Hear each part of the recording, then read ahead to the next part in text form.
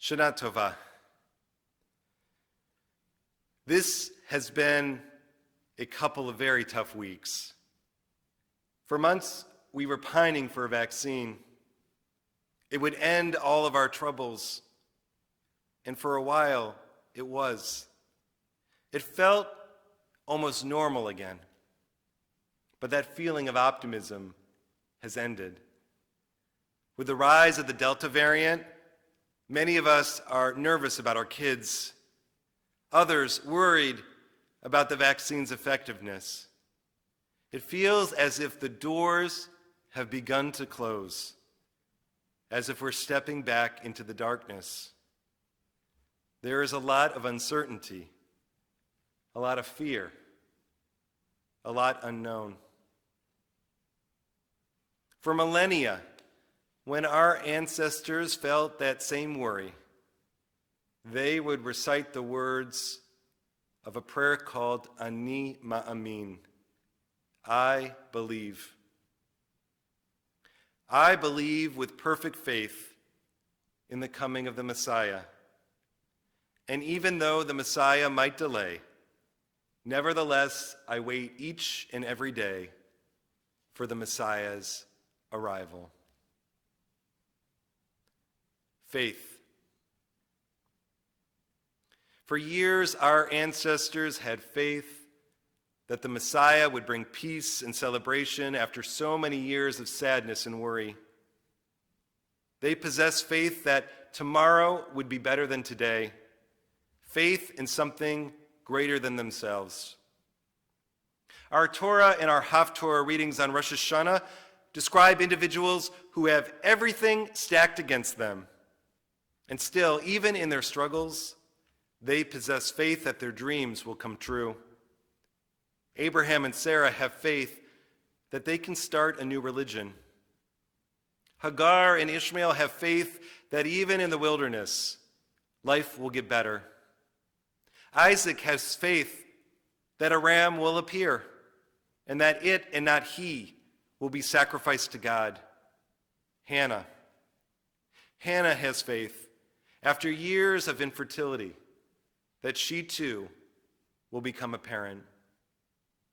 Our ancestors possessed faith. They believed.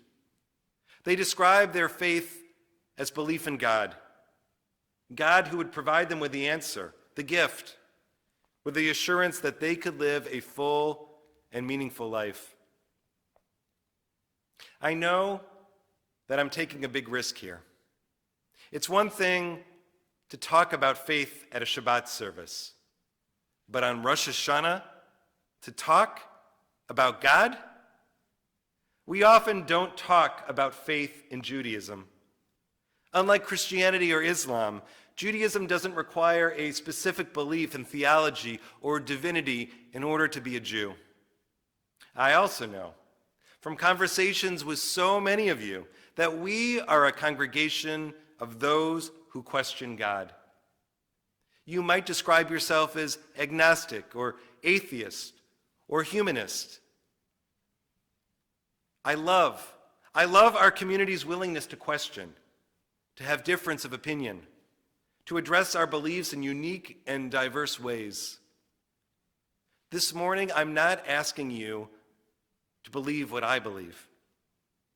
What I ask is that you have an open mind. I ask that you reflect upon faith, however you define it. In Hebrew, faith is translated as emunah. Emunah can mean many things. It can mean faith, of course, but it also can mean trust or fidelity. Throughout our Torah, there are numerous times where we speak about faith in God. In Exodus chapter 14, we read that Israel saw the work of Adonai against the Egyptians. The people feared God, and the people believed in God. Emunah here is translated as belief. During biblical times, faith was a belief that God would provide miracles or other actions to help us during our time of need. My belief is different. Albert Einstein once taught there are two ways to live your life. One is as though nothing is a miracle. The other, as though everything is a miracle. Or to put it differently, in our prayer book we poignantly read, "Pray as if everything depended on God. Act as if everything depended on you." Like many of you, I recognize my power, my voice, my actions. But I also believe in miracles, and I believe in the divine. I feel that our world is limited when we focus solely on human power. I must believe in something greater than myself, something that can comfort me, provide me strength, and help propel me and humanity forward. I call that belief God. That's my belief, my understanding of the world. You might believe something completely different, and that is wonderful. I ask only this: whether you have a firm theology, or if you question God, or if you are an avowed atheist, please take time over this holiday and to reflect upon your belief. What is your faith? What do you believe? What provides you strength at this moment? For all of us are struggling. This is a difficult moment in time, and I don't know about you, but I am constantly questioning myself. Everything these days is in the gray. There is no black and white. I look at all of the decisions that I need to make, and I lack faith in myself that I'll find the right answer. The question I keep coming back to, and I'm sure you've asked the same question hundreds of times this past year: am I doing the right thing? It's become my mantra. Should I go on that trip? Should I attend that funeral, that wedding, that birthday party? Am I being a good parent in this decision? Am I taking care of my family and friends? Am I acting with kindness, with compassion to those who are in need? Our tradition asks us to be faithful in our actions, to have faith in ourselves. Yet how can we have faith in ourselves when we aren't sure we're doing the right thing? That's why I urge you to be mindful of one of our most famous commandments: love your neighbor as you love yourself. Now, we often focus on the love your neighbor piece, rightly so. But it's the latter piece I want us to focus on. Love yourself. We don't have all the answers. We will make mistakes. We aren't perfect. That's okay. It's time to focus on love, on self-love. This holiday, give yourself a break and love yourself. Respect yourself. Forgive yourself.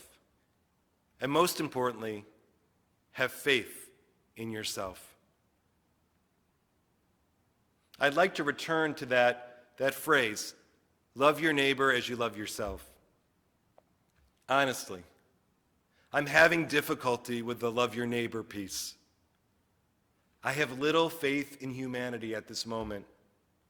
When so many of our fellow citizens don't believe in science, when others won't take the vaccine or refuse to wear a mask, when it seems that our society is crumbling, growing ever further apart, when rights are being taken away from women and from us all, I have a difficult time having faith in humanity. I'm not sure that I have the answer, but I turn to Margaret Mead, who once famously said, "Never doubt that a small group of citizens can change the world. Indeed, it's the only thing that ever has." That right now is what provides me faith in humanity. That a small group of us here, our allies in Baltimore, our Jewish community, and those around the world can come together and bring about a small spark that can change this world.